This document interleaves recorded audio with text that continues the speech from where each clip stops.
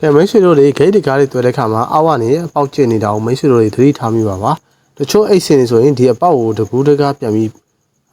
ကျင်းအောင်လို့နော်ပြန်ပြီးတော့ပိတ်ခိုင်တဲ့အိတ်စင်မျိုးတွေလည်းရှိပါတယ်ဒါကြောင့်ဒီတောင်မျိုးမချစ်ရလို့ကျွန်တော်လုပ်တဲ့နေတွေကိုအခုဒီဗီဒီယိုလေးမှာမျှောက်ပြပါပါအခုဒီဘိတ်တွေကကျွန်တော်အခုတကားမှာတွေ့မဲ့ဘိတ်တွေပေါ့နော်ဒီဘိတ်ရဲ့အခြေကိုကျွန်တော်ယူလိုက်မယ်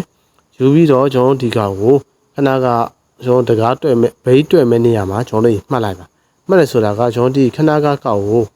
မှတ်မယ်မှတ်ပြီးတော့အလဲတစ်ခုခွဲရမှာပေါ့နော်မှတ်ပြီးတော့ကျွန်တော်နှစ်ဖက်ကိုဟိုဘက်ဒီဘက်ကျင်တယ်မှတ်ပါအလဲကိုလည်းကျင်တယ်ကူးလိုက်ပါအလဲ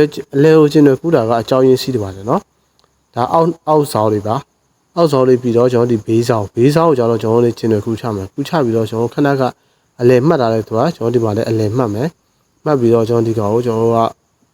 ဒါတော့အလေးရလိုက်လေးပေါ့နော်ကျွန်တော်အစီလေးကိုကျွန်တော်လေးမှတ်မယ်မှတ်ပြီးတော့ကျွန်တော်ဒီဇောင်းလေးကိုကြည့်ပါနော်ကျွန်တော်အောက်နဲ့ဘေးနဲ့ရဲ့ကြားဇောင်းလေးကိုကျွန်တော်လေးတစ်ဖက်ကိုမှတ်ရလိုက်ပါဇောင်းမှတ်တာလည်းကျွန်တော်တို့ဖြတ်ချဖို့ပေါ့နော်ဒါဆိုရင်တော့ကျွန်တော်ဒီမှာ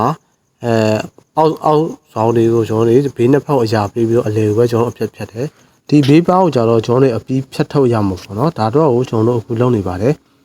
ကျွန်တော်ဒီတော့ကိုဖြတ်မယ်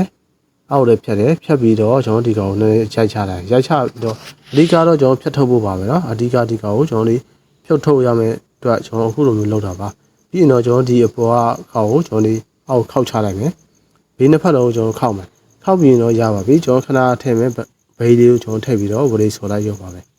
ဒါကိုခဏကျွန်တော်တဝက်ယူထားတယ်ဆိုတော့အခုဒီမှာတဲ့ဘေးကတဝက်အပေါက်တက်တာတော့ဒီနည်းလေးနဲ့ဆိုရင်မိတ်ဆွေတို့ရဲ့အိတ်စင်တွေကလည်းသဘောကျမှာအထည်ကြပါပဲเนาะအခုလိုအစိုးရကြီးစုပေးတဲ့အတွက်လည်းကျေးဇူးတင်ပါတယ်မိတ်ဆွေတို့လည်းဒီနည်းလေးနဲ့ပြန်ပြီးတော့အတုံးချရအဆင်ပြေပါစေလို့ဆုတောင်းပေးပါတယ်